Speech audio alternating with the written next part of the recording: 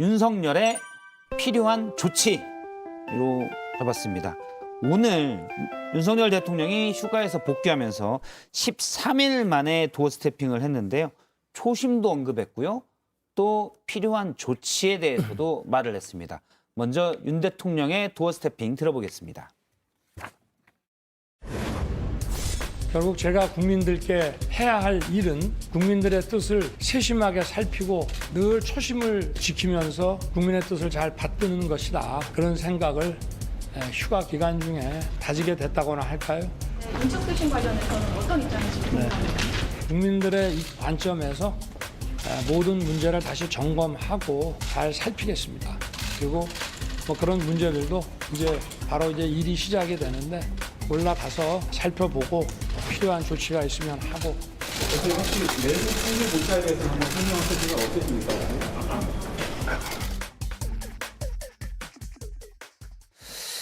예, 필요한 조치를 할 것이다, 있으면 할 것이다라고 해서 당장 박순애 교육부 장관 논란이 많았죠. 사퇴설이 나왔었습니다. 보도도 나왔고 대통령실에서도 거취를 곧 결정할 줄 안다라는 얘기까지 있었는데 교육부에서는 교육부 대변인의 얘기 잠깐 보겠습니다. 김천홍 대변인은 거취 내용은 아직 들은 바 없다. 박순애 사회부총리는 국회 교육위 출석을 대비해 회의 중이다. 국회 교육위가 내일이잖아요. 사퇴할 마음이 없다는 뜻인가요? 어떻게 봐야 될까요? 뭐 들리는 얘기는 또 딴 얘기가 있더라고요. 아, 저희한테도 해주세요. 들리는 얘기. 같이 듣게요. 그러니까 오늘 중으로 아마 사퇴 표명을 하지 않을까 이렇게 대부분 예상을 했는데 예. 이 교육부총리 본인은 내일 국회 가서 뭔가 본인의 상황에 대해서 해명을 좀 하고 그때 뭐 결정을 하겠다. 즉 해명할 기회를 한 번 더 갖고 싶다. 예. 이런 뜻을 얘기하고 있다는 또 얘기도 있어서 뭐 일단 여권에 있는 얘기죠. 예. 그런 얘기를 들어서 이게 참 그렇습니다. 국회 가서 무슨 말씀을 또 하실지 그럼 국회에선 또 민주당에서 뭐라고 또 얘기할지 이게 더 커지잖아요. 예. 그런 거 다 파악하면 만약에 그게 사실이라면 그러지 않기를 바라는데 그렇습니다. 일단 뭐 대변인 얘기 들으니까 내일까지는 사퇴가 없을. 내일 국회 교육위 출석까지는 강행할 것 같기도 하고요. 아니 근데 국회 나와서 뭘 해명할 수 있을까요?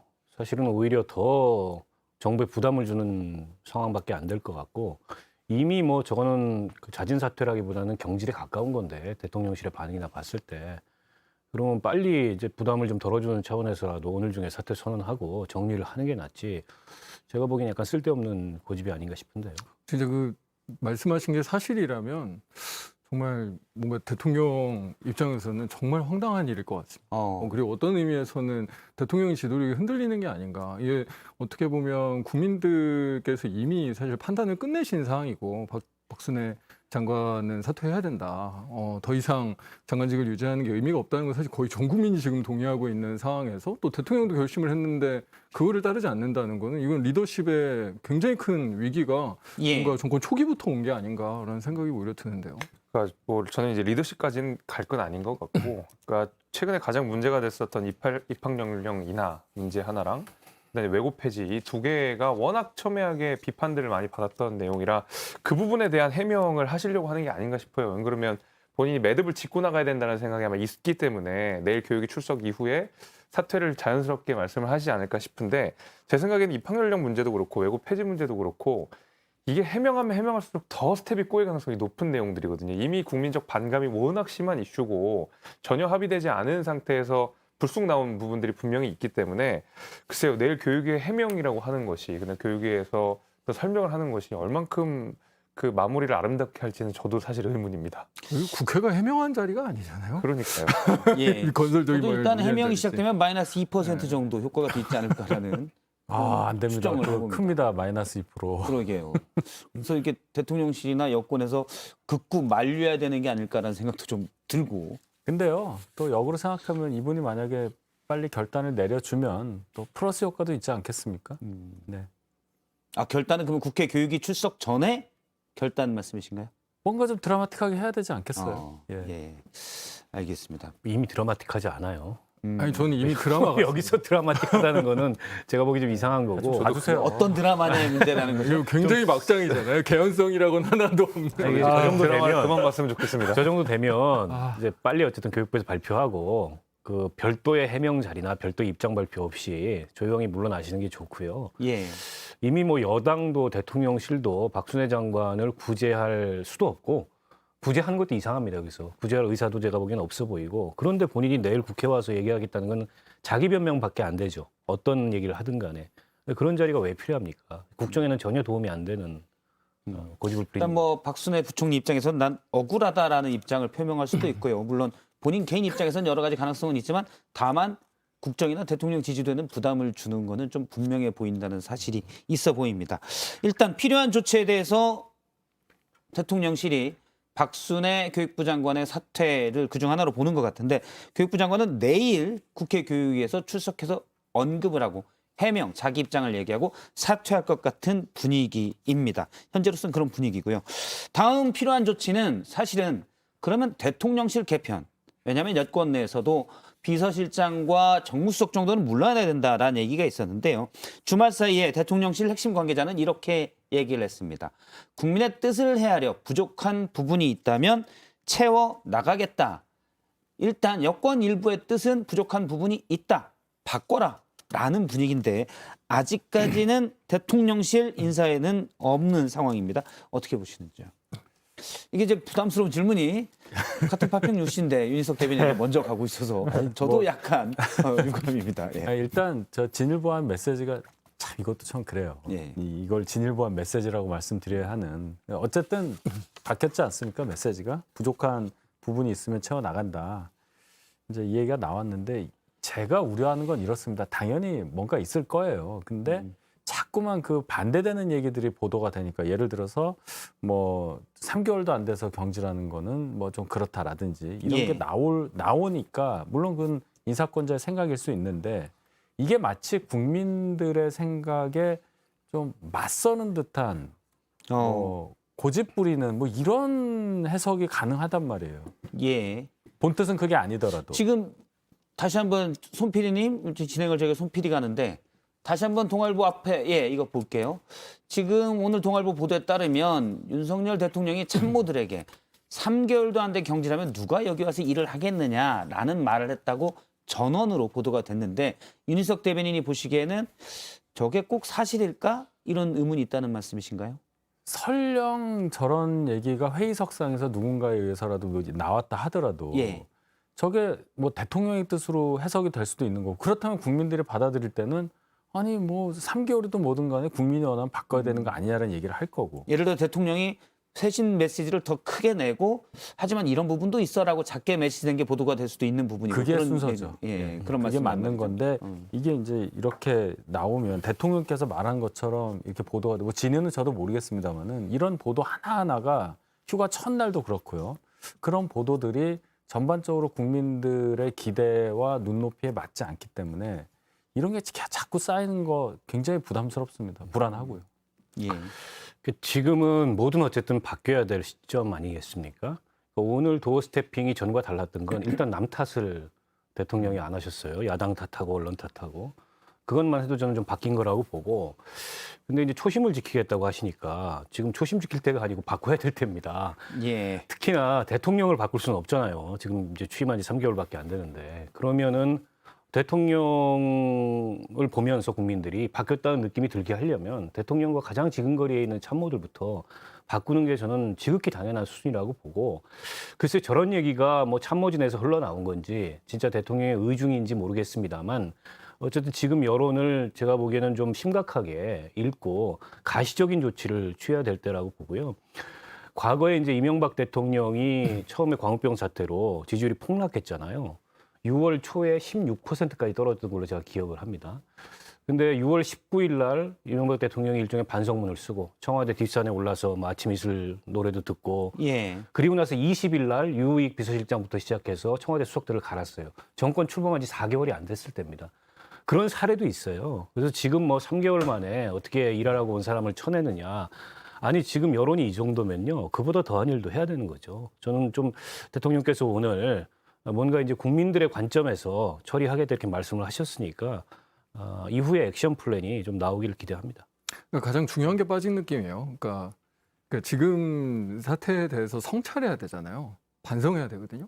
지금 왜 이런 상황이 됐을까? 그러니까 그 부분이 아예 없는 상황이니까 제가 보기에는 이런 인사 이슈나 이런 부분에 대해서도 굉장히 그냥 자기 입장만을 고집하는 예. 그런 상황으로 있는 거 아닌가. 그 이제 대통령실의 인사 문제 관련돼서는 크게 이제 두 가지 정도가 많이 비판을 하셨던 것 같은데, 첫 번째가 대통령실 내 소통 시스템. 예를 들면 누구의 말과 누구의 말이 충돌하는 경우, 그다음에 장관의 말과 대통령의 말이 충돌하는 경우, 이렇게 메시지가 충돌해가지고 소통의 시스템이 원활하지 않다라는 인상을 주는 부분이 하나가 있었고, 두 번째는 인사 전체에 대한 문제라기보다는 특별히 문제가 되는 몇 명의 인사들이 있었습니다. 뭐 극우 유튜버라든지 뭐 사적 채용 논란이 있었던 사람이라든지 이런 인사들의 특정 부분이 또 문제가 됐었던 것이기 때문에 제 생각엔 이번에 특별한 조치라고 언급을 하신 거는 첫 번째로는 이런 소통 시스템을 조금 더 원활하게, 그러니까 일괄된 메시지 체계를 갖추는 것이 아마 대통령실에서 처음으로 해야 될 일이라고 저는 보고, 두 번째는 인사 전체를 다 물갈이 한다기보다는 특별히 국민들이 많이 지적을 하셨던 몇몇의 인사에 대해서는 과감한 조치를 하실 거라고 저는 보고 있습니다. 뭐 여권 내에서도 흘러나온 얘기지만 이번 그 휴가 기간 끝나고 뭐 10명이 교체가 되네, 30명이 교체가 되네, 막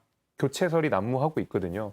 저는 그런 의미에서도 대통령의 쇄신의 의지는 도어 스태핑 내에서도 분명히 보여주셨다고 생각을 하고, 그런 상징적인 인사 조치는 박순애 장관을 포함해서 대통령실 내부에도 상당 부분 적용이 될 거라고 저는 내다보고 있습니다. 그러니까 그게 정확하게 이루어져야 되는 게, 그러니까 저희 뭐 박홍근 대표도 지적하긴 했었지만 뭐 육상시 문제라든지 이런 검찰 출신 원래 지근거리에서 대통령과 있었던 일종의 핵심 측근들 위주의 뭔가 이게 대통령실이 시스템적으로 돌아가는 국정 운영이 되는 게 아니고 굉장히 뭔가 이 상명하달에 이런 방식으로 되는 시스템적인 문제잖아요. 그걸 개선하지 못하면 답이 없는 상황인 거고, 그거를 인사를 통해서 그런 시스템을 회복하는 게 가장 중요한 반성의 지점인데, 그거에 대한 인식이 지금 이런 말들을 보면 전혀 드러나지 않는 게 굉장히 본질적인 문제다라는 생각이 들어요. 일단 그런 의문도 저는 약간 듭니다. 뭐냐면 많은 분들이 그런 부분이 있지 않을까 우려를 했던 부분인데요.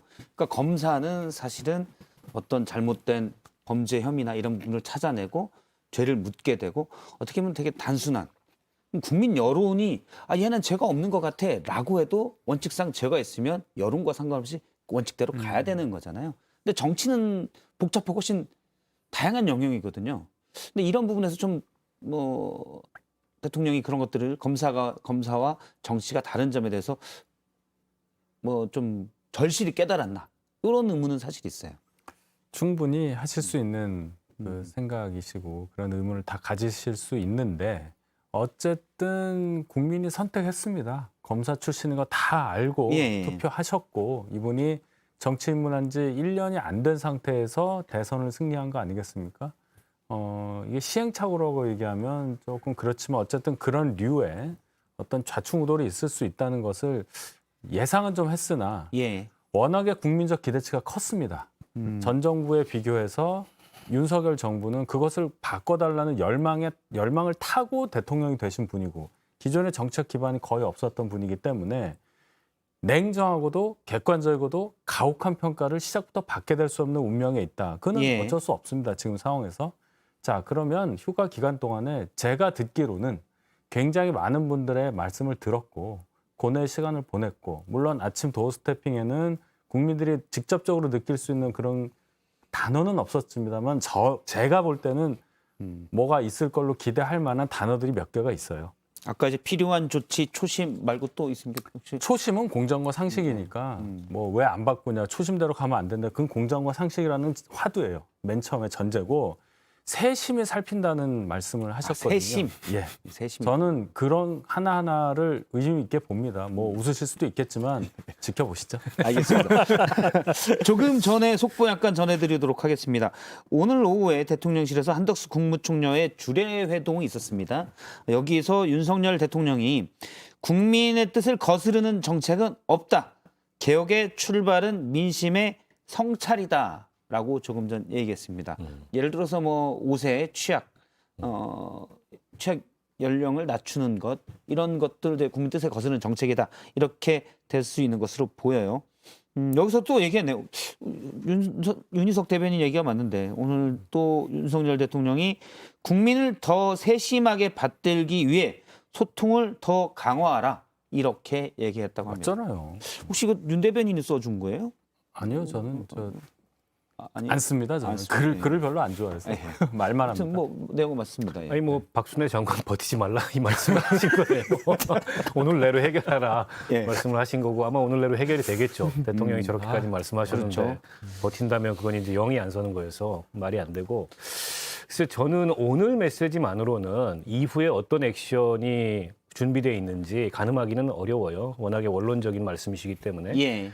그러니까 제가 말 나온 김에 말씀을 드리자면 이제는 대통령의 메시지가 좀 추상적이고 원론적인 수준에서 구체적인 수준으로 좀 전 바뀌어야 된다 말씀을 드려요. 그게 지금 이 정부가 뭔가 집중하고 있지 않다. 대통령의 어젠다가 없는 것 같다. 이런 평가들이 나오거든요. 근데 이게 벌써 3개월이 지났는데 이런 평가가 나온다는 건 심각한 거예요.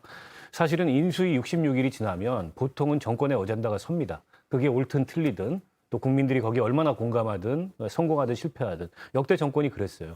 근데 이 정부는 120개 국정과제를 발표했음에도 불구하고 우선순위가 뭔지 최우선적인 과제가 뭔지 그러니까 공정과 상식이라는 건 일종의 하나의 그냥 가치이고 그 추상적인 원칙이기 때문에 그걸로 되지는 않고 공정과 상식을 가지고서 뭘 하겠다 이런 게 분명해야 되는데 아직 그런 게 없어요. 이게 왜 그러냐면 여전히 대통령 말씀이 조금은 좀 구체성이 떨어져요. 그래서 저는 취임 100일이잖아요. 좀 있으면.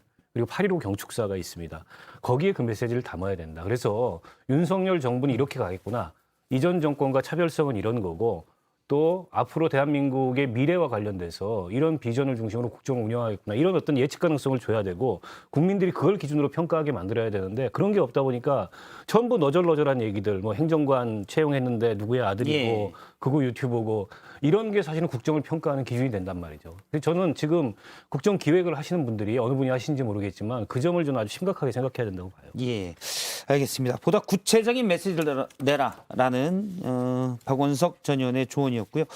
저희가 좀 일찍 고지를 말씀을 드리면 유튜브 댓글 지금도 벌써 접속자가 상당합니다.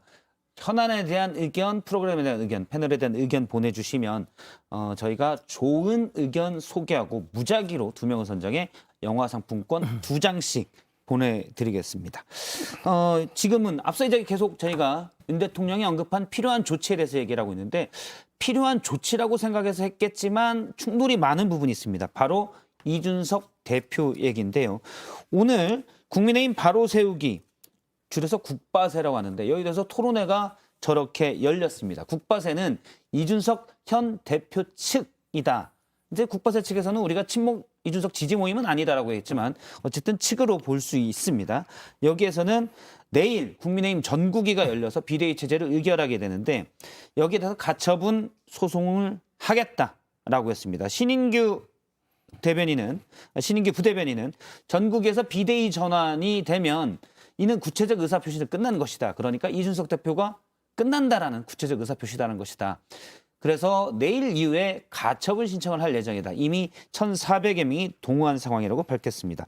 이준석 대표도 효력정지 가처분 신청을 할 것이다 라고 신문 인터뷰에서 얘기를 했고요. 비대위원장 임명한 의결을 하면 즉시하겠다라고 했습니다. 자, 이제 아마 이른바 윤핵관 또는 그 뒤에는 윤석열 대통령이 있을지도 모르는 문제지만 이준석 대표 체제가 끝날 가능성이 높은데 당 일부에서 또 이준석 대표 측이 강하게 반발을 했습니다. 이건 만약 가처분 신청하면 어떻게 될 거라고 보십니까? 뭐 법원의 판단에 맡겨야죠. 그런데 어떤 결론이 나오든 이준석 대표만 보고 생각을 한다면 그 좋을 게 없을 것 같아요. 예를 들어 가처분이 인용이 돼서 법원에서 정말 파상 관제인이 오듯이 누군가가 비대위원장 직무대행처럼 판사가 오겠죠. 와서 당대표가 그럼 판사인 거예요. 그런 상황이 벌어질 경우 당연히 어떻게 되겠습니까? 이준석 대표가 나름 승리했다고 볼 수는 있겠지만 향후의 정책 입지를 적어도 국민의힘 계열에서는 갖기 어렵다 판단이 되고요. 이게 만약에 인용이 안 되고 기각이 됐다고 하면은 이준석 대표 지금 가지고 있는 어느 정도 본인이 호소할 수 있는 어떠한 정당성 그런 논리마저 그 기반이 많이 무너진다고 봐야 되거든요. 뭘 해도 이준석 대표 본인의 정치적 입지에는 도움이 안 된다라고 저는 생각을 하고 예. 그렇기 때문에 법원에 이걸 가지고 가는 것은 안 하시기를 저는 바랍니다. 사실 가처분이 인용될지 기각될지는 뭐 예단하기가 어렵습니다. 그러니까 절차적 정당성의 문제가 없다고 보긴 어렵고 다만 그게 법원이 개입할 정도의 정당성이 심각한 문제냐. 그러니까 기존의 어쨌든 우리 법원의 태도를 보면 헌법에 의해서 고도의 자율성을 보장받는 정당의 의사결정에 법원이 잘 개입을 안 해요. 근데 이번 사건이 워낙 이슈가 크기도 했지만 법원이 이거는 우리가 개입하지 않으면 안 되겠다라는 정도의 절차적 무리가 있다고 볼 건지 그게 저는 쟁점일 것 같고 어떻게 보면은 이 사건을 담당하는 재판부의 성향과도 관련이 있을 수가 있어요. 재판부가 국민의힘을 굉장히 싫어한다. 이러면 저는 이렇게도 판단을 내릴 수 있고 예. 저렇게도 판단을 내릴 수 있는 어떻게 보면 국민의힘으로서는 이준석 개인 이전에 국민의힘으로서 굉장히 위험한 상황에 놓이게 되는 거죠. 만약에 인용이 되게 되면 아까 이제 판사라 그랬는데 판사가 아니고 변호사가 옵니다. 이런 류의 분쟁에 대비해서 변호사가 옵니까? 국선 변호인처럼 변호인들이 등록돼 있는 사람들이 있어요. 이 중에 랜덤으로 옵니다. 그러면 누군지도 모르는 변호사가 국민의힘에 사실상 내년 1월 달 이준석 복귀 전까지 당대표 역할을 하게 되는 거예요.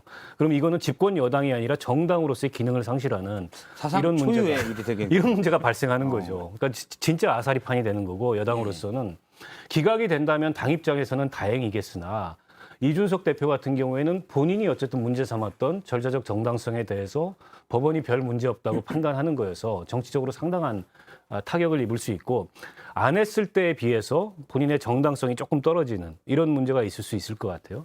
그러니까 오늘 보니까 정미경 최고위원 필두로 뭐 사무총장, 사무부총장 이런 분들이 쭉 사퇴했잖아요. 그러니까 이준석 당대표가 임명했던 당직자들이 사퇴했는데 이준석 대표한테 그런 시그널을 보낸 것 같아요. 그만하자.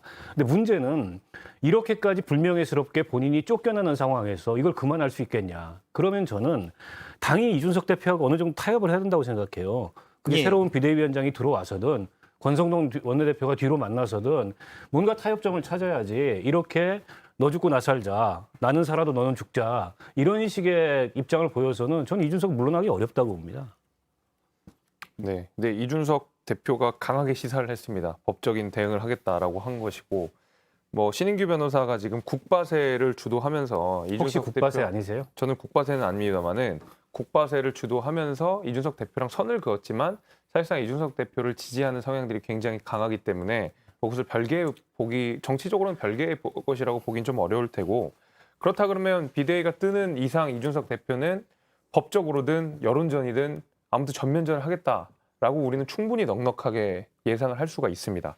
근데 이렇게 됐을 때 장단이 분명히 있는 것 같아요. 그러니까 장점이라고 하면 일단은 적어도 앞으로는 예를 들면 우리 당원 당규를 우회하거나 왜곡해서 이런 식으로 당권을 박탈하거나 이러기는 어려울 것이다. 이게 좋은 선례라고 하면 모르겠지만 아무튼 선례가 될 것이다. 뚜렷한. 이게 이제 장점일 것 같고 저는 한 가지 또 정치적인 장점이라고 한다 그러면 이준석 대표가 이렇게 끝까지 간 이상 윤핵관의 입지들도 훨씬 좁아질 거라고 봅니다. 왜냐하면 이준석 대표 전면전을 했고 가처분 신청이 인용되든 안 되든 그 다음에 당권 도전을 하든 아니면 당의 주류가 되든 하는 사람들이 윤핵관이 나올 수는 없을 거예요. 저는 그런 부분에 있어서는 사실은 여당 내에 그다음에 우리가 그 국정 운영 내에서는 상당히 좋은 이미지 탈피를 할 수 있지 않을까 일단 생각합니다. 김재섭 전 비대위원은 윤핵관들도 물러나야 된다라고 생각을 하시는 거죠. 조수진 최고 얘기한 게 저는 맞다고 봅니다. 그러니까 말하자면 지금 이준석 대표 이렇게 나온 이상 윤핵관들도 분명히 여기에 대해서는 잘못이 있는 것이거든요. 그래서 여기에 책임을 질 것이고 앞으로 전면으로 나와서 뭔가 당권 투쟁을 하기에는 어려운 구조가 될 거라서